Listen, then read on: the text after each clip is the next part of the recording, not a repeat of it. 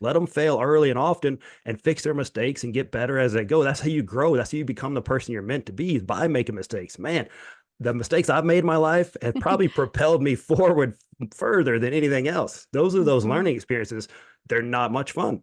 They're not fun a lot of the times, but I think a lot of us as parents, we love our kids so much. We try to keep them from failure, or we try to do things for them in their place, or that's just going to stunt their growth. We need to let them fail. If you picture a kid when he's little trying to pour a glass of milk. Oh, that's a terrible sight, isn't it? They're going to fail at pouring that glass. It's going to be everywhere in your kitchen.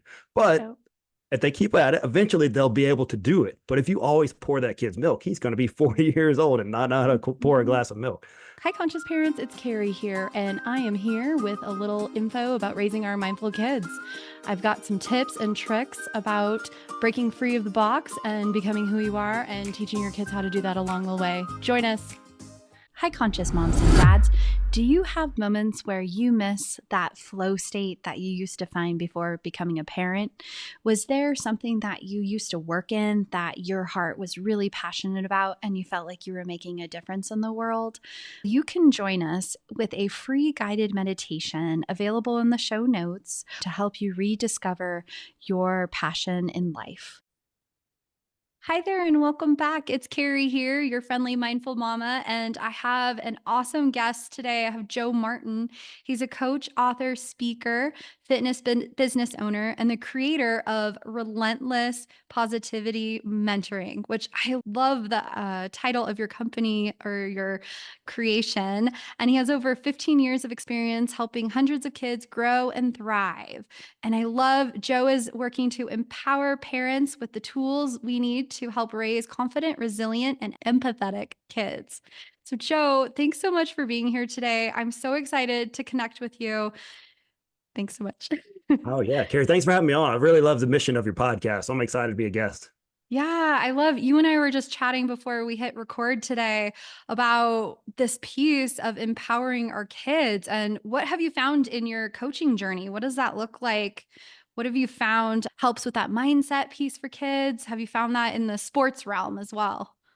Yeah, so I like to the reason the time I wrote a book and it's called "You're Not Who You're Going to Be" because that was my message. Because I coach middle school football, and there can Okay. be a wide variety of physicality at that age. You'll get a kid Mm. who's 180 pounds, he's got a mustache, he's got six pack abs already, and he's like a full grown man at 13, 14 years old. And then the kid, same age, same grade, right next to him, weighs 50 pounds. His arms look like toothpicks. This is Oh, it's like two different species, but you don't know what's going to happen in the next 6, 7, 8, 9 years of your life. yeah. You could grow and change. The guy that's already got the mustache, he's probably topped out. He's already a man. But I think about my son, who when he was in middle school, he was very tall, but he wasn't coordinated. Those two didn't come together. And he was always turning over the ball in basketball. He was put on the bench, and he just didn't think he was very good, but he kept working at it and getting better. And now he's playing Division I basketball. That's a message to these kids because they can't see to next week. So just if you can get Mm. them kind of thinking a little bit more long term, that hey, you're not stuck being whoever you are right here. It could be school, your grades, or what you look like, or all you're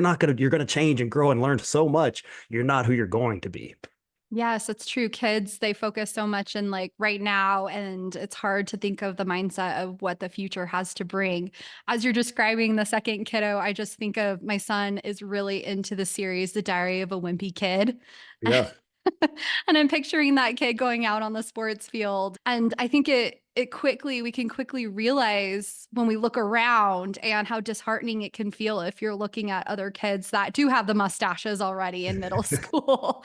So what does that look like for you? What are some, do you have a tool or anything you can share with parents that you've realized or found that helps with some of these kids that feel like the diary of the wimpy kid when they're walking out on the field? I think it's realizing the difference between encouragement and praise. Praise, the mustache kid probably gets the praise, right? Because he's probably a great athlete. He's very strong naturally. There's nothing he really did. That's who he is. It's always the prettiest girl in school or the smartest kid. They may not study or do anything. They just naturally know all this stuff. Oh, you're always so smart. Meanwhile, there's some kid that's struggling just to get those C's. Like he's studying every night. He's doing all his homework just to get by with those C's.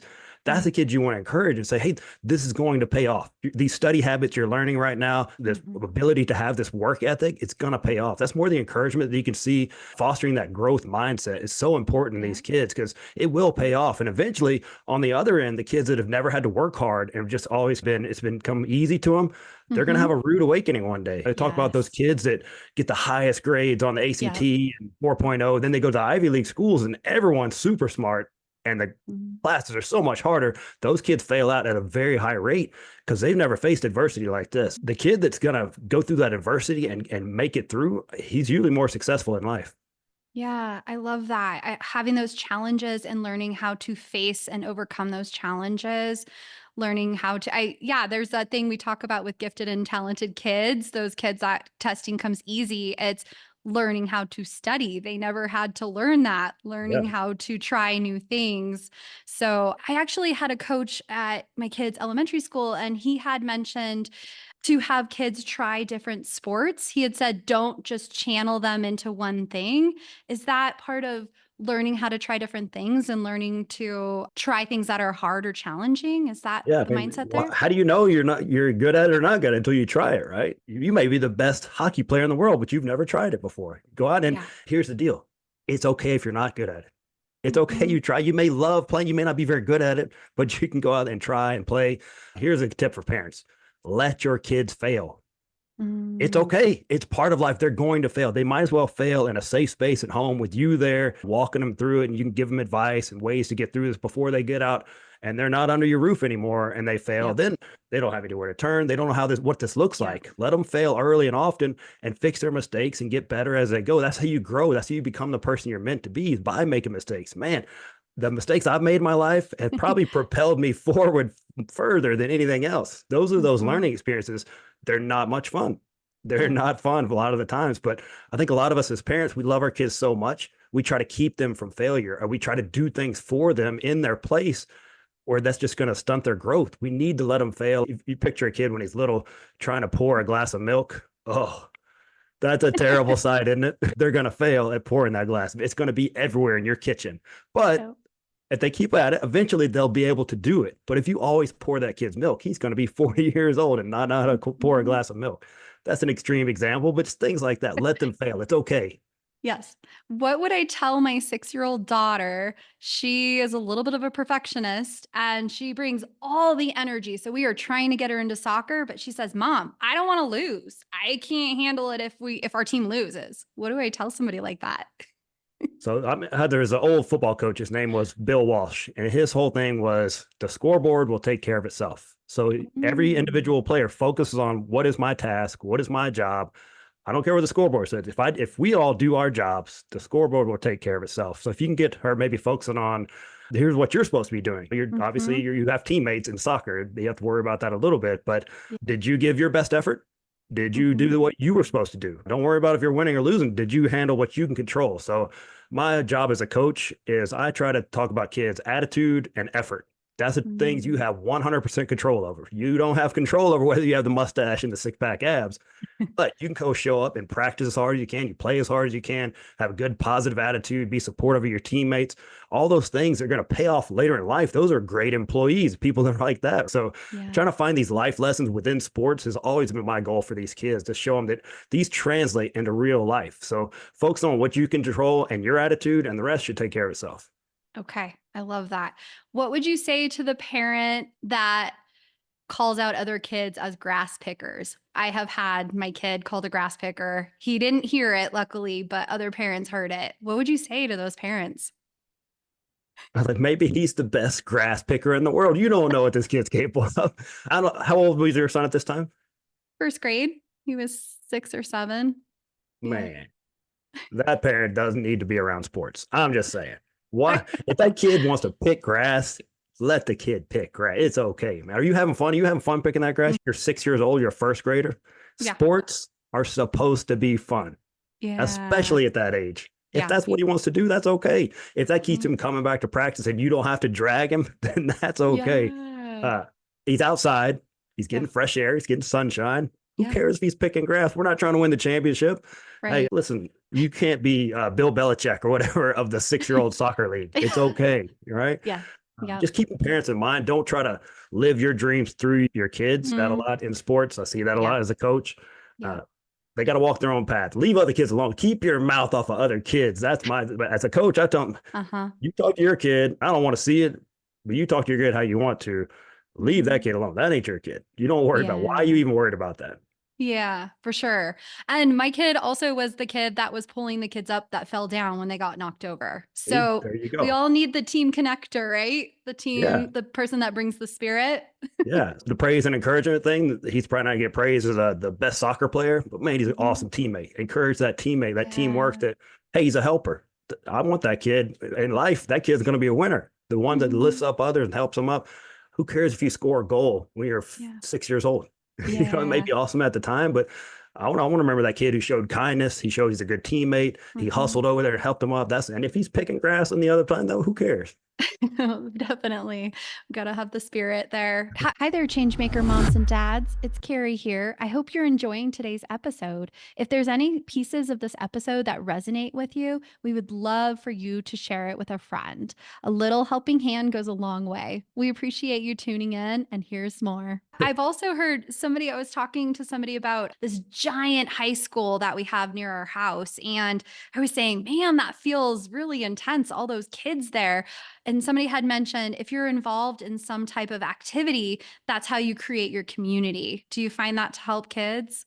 Absolutely. Yeah. My son just graduated, same high school I went to. It's about 2,000 kids. Wow. You can get lost in the shuffle. And there's Yeah. bigger schools, much bigger schools than that. So you got to find your people. Like for him, he found that basketball was his thing. A lot of kids find Mhm. it in band or maybe the chess club Yeah. after school, but something where you have some people you're around that can lift you up, help you out. Because especially when you're a freshman in that high school, Mm. you talk Yep. about grown people, you think people look super old then. They're 18, 19 years old. That's an Uh-huh. adult, right? And you come in there at Yeah. 14 years old, that's a big deal. So if you can be around other people, so luckily my son's school had the freshman academy, so they're a little bit separate. They get the high school experience, but they're still around other freshmen. But I just try to get them. It doesn't have to be sports, academics. Find something that's your tribe and you find your people.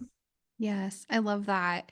And I think did you mention challenges? I would love to hear your perspective on something challenging. We have the super helicopter parent, right? That's always trying to remove the challenges from in front of our children. What would you say? Rather than removing that obstacle, walk. Imagine just they're about to jump over a wall. You walk with them and coach them up over that wall. Help them problem Mhm. solve. What would you do here? And if they can't figure it Mhm. out, then you maybe help them out, help, let them find the answer themselves. Don't do it. You're going to cripple your children if you always do it for them. There are parents going on job interviews for professional jobs right now. Someone's mom is sitting in the room with them as they do interviews. This is a real thing. You can look it up. That's What? that is unbelievable to me. That is let that kid. If he goes out and fails, it's okay. If he doesn't get the Mhm. job, it's okay. We've all gone to job interviews and not gotten the job, and we did it without our parents in the room. you know. Yep. And Yep. then if you do get it, it's not your victory. You didn't get that win. You're not going to build your confidence that way because mom probably set up the interview, tied your tie before he walked you in there, answered questions on your behalf. I mean, these things are going on right now. And it gets back to the parents just love their kids and they want to see them succeed. They want the best for them, but that's not the way to do it. Yeah. So what's the difference between praise and encouragement? I'm curious. I don't know. I'm curious about that. I just gotta look at it where encouragement is more if you look at that growth mindset, where it's things you have, attitude and effort tie into that, the things that you can get better at. Praise is things you naturally have. If you're Mhm. just a good looking guy or a good looking girl and you just woke Right. up that morning, you look like that. They tend to get Mm. all the praise, but it's empty. They didn't really do anything to Mm. garner that praise or anything like that. Mhm. Encouragement is something if they keep doing it, they can get better at it. They can improve things like that. If you look at it that like the guy that your son helping up people, I would encourage that right away. I would see that and be like, oh man, awesome job helping that kid up. That's what we want to Mhm. see out here. Things like Yeah. that. But the kid that it just outruns everybody and scores a goal. I'm going to cheer him on. Don't get me Mhm. wrong. I like to see that. Sure. Especially a coach. We like to win. Coaches like to win. But that's just gonna. He's already fast. What do you want to say? Hey, good job. Keep that up. He can Mhm. keep getting better at dribbling the ball, and you can get a little bit faster and things like that. But the things I like to see are those character based things and those hard work things that they feed into that growth mindset. That the kid will connect the dots. That if I do this, I get better, and if I keep doing, I get better and better. That I can improve. Mhm. I love that. Okay, so I have a question as we're talking about middle schoolers. My daughter is 6 and she asked about trying to get on my cell phone, and we're very anti. We don't do a lot of devices in our house. What are your thoughts on cell phones for preteens and teenagers, and what are your feelings on these? Keep them off as long as possible.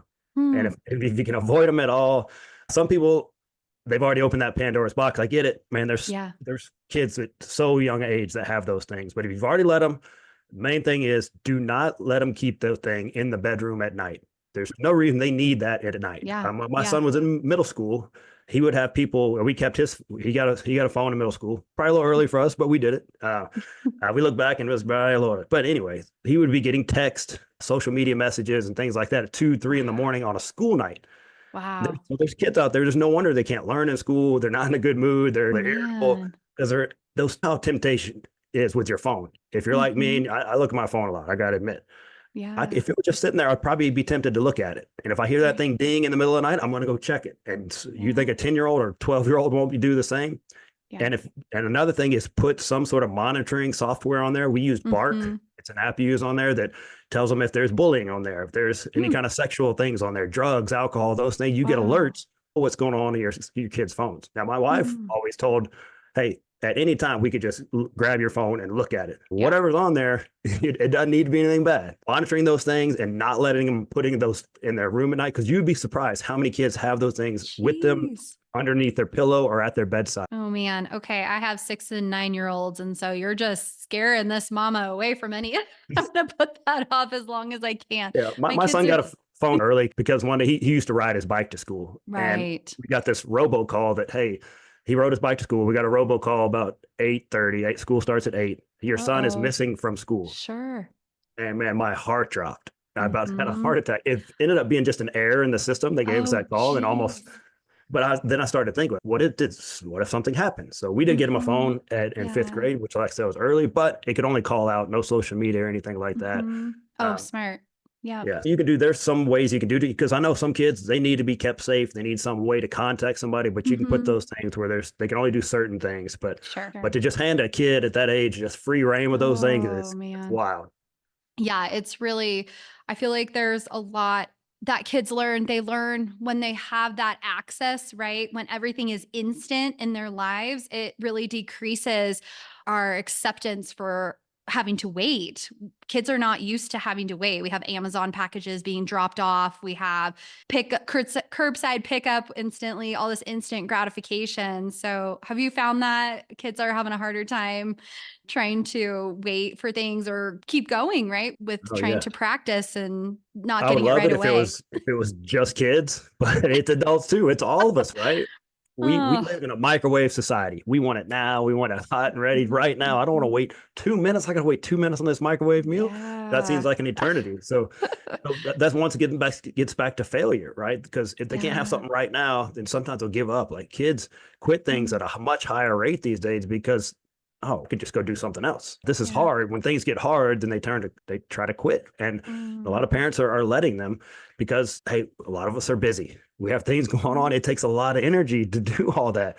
And if the kid doesn't want to do it, nobody wants to drag a kid to some sort of sporting event or activity they don't want to go to. We've all done it Right. and it's miserable. So putting in that Yeah. extra effort is tough. So yeah, Mm, helping kids realize that hey, you stick things out. A lot of us, if you have your mhm. kids sign up for a sport, whether you like it or not, you're going to finish the season. You may not The be here. season. Yep. Yeah, so you got to Yep. finish things out, teaching them that if you commit to something, we finish it. Yeah, I like that. I like the mindful pieces that you're bringing. Do you bring that into some of your coaching where you use some of these mindful it seems like you're using mindful tools in coaching, which is really cool. Yeah. Yeah, because like I said, my whole thing is, hey, I love winning like anybody else. It's awesome. But at the end of the day, Mhm. it is middle school football. These are seventh and eighth grade kids. This is not the NFL Super Bowl championship, none of that. We're trying to teach Yeah. life lessons. We're trying to get you better. My job as a coach, what I look at is if you want to come back and play next year, I've done my job.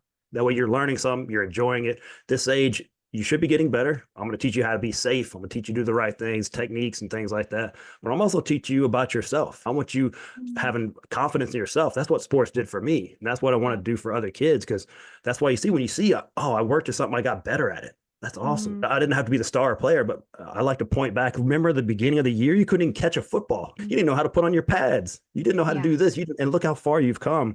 Just helping them see that, look, you kept showing up every day. I know you weren't the star player and you didn't play very much most games, but look what you did do. And just reminding them, because they forget sometimes. A lot of us do as well. Just we get caught up in the day to day, but just helping them remember. And the mindset is so important in a lot of things. And just showing that if I keep showing up and I'm consistent, good things can happen.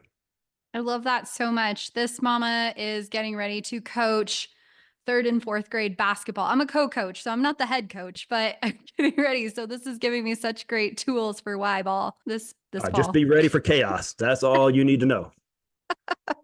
Great, great. I think our main goal is just having fun with this age group, right? 9 and 10-year-olds or If they eight, learn a 9. couple things, have a good time, they're out there getting physical activity, it's okay. It's not Yeah, the NBA. It's all right. it's true. It's But there true. will be parents that want the kids to be dunking it at that age and being dominant and all that. Let them go sit somewhere else. We're trying to have fun, learn the game. We're just getting Mhm. started.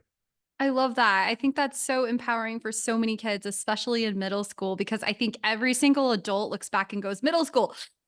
You probably get Yeah. that face a lot about middle school. It was a It's a hard tough age, period. especially Yep. now with social media. Like when we were coming Oh, up, like bullying, a lot of people got bullied at 3 o'clock. The bullying was over. I can go home, wow. take a break. Now with the cell Yeah. phones, you can be bullied 24 hours a day, 7 days a week, 365 days a year, and by people you've never met in your life.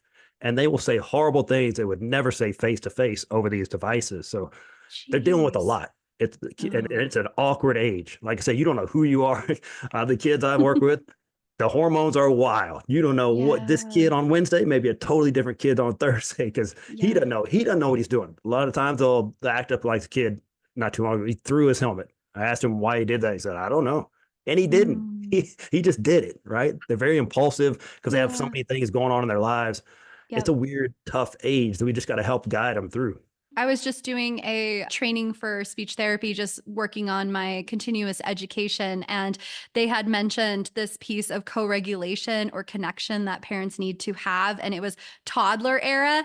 And then preteen era was also when they said just this need for connecting with others. So I love that there's coaches like you out there and connecting with these kids and empowering them. That's wonderful. Oh yeah, it's a fun age group. Some days it's a challenge. Don't get me wrong, but it's fun. They are hilarious. Yes. You just were telling me before we chatted that you wrote your second book. Is that correct? I did, yeah, yeah. Like I said, it's called "You're Not Who You're Going to Be," just based on what I've Mm, seen at that age group, the 10 to 14-year-olds. Because the reason I wrote the book is I saw this stat that the second leading cause of death for 10 to 14-year-olds was suicide, and wow. man, it wouldn't sit right. I wouldn't sit. I couldn't. It wouldn't leave me. Yeah. You ever get something just inside you, and just I got to do something about it. I'm not a Jeez. doctor. I'm not a therapist, but I'm a coach. So that's what I'm Mhm. going to do. I'm going to figure it out what I can do. So I wrote this book just to help other people. If it helps one person, amazing. Yep. Because it's Yep. so painful to write a book. You asked me about writing a book. For me, it's painful. Some people they're very good at it, but I have Yep. no idea how commas work. I throw them out there and hope they land where they're supposed to. I don't know how that works. Guess what? You got editors that do. So I got me one of those. Yeah. So I just wrote that book just to for other people and parents and coaches and that are dealing with this age group because hey, it takes all. It's going to take a village to help all these kids. They're going through so much. Yeah, it's amazing that we have people like you out there that are change makers, helping these kids, helping connect other people, and teaching us these powerful tools. I really appreciate you being here today, Joe. Thanks so much for connecting with us. Thank you for having me. This is great. I love the message of your podcast. Keep it up. More people need to hear your message. Thanks so much. That's a wrap. Thanks so much for tuning in, Changemakers. This is Carrie. And if you haven't done a review for us, 5 stars and a little few words about what you've enjoyed in our podcast episodes, we would really appreciate it. If you guys would like to ever message me, I would love any questions you have or any feedback at info@hearttoheartlife.com. We also have a brand new website, which we're super excited to share. It's hearttoheartlife.com. Thanks so much for tuning in and happy life, happy times, Changemaker families. Please remember that the information shared on this podcast is educational in nature and does not constitute licensed mental health advice. If you need such advice, you should speak with a licensed professional about your unique situation. Thanks so much, happy listeners.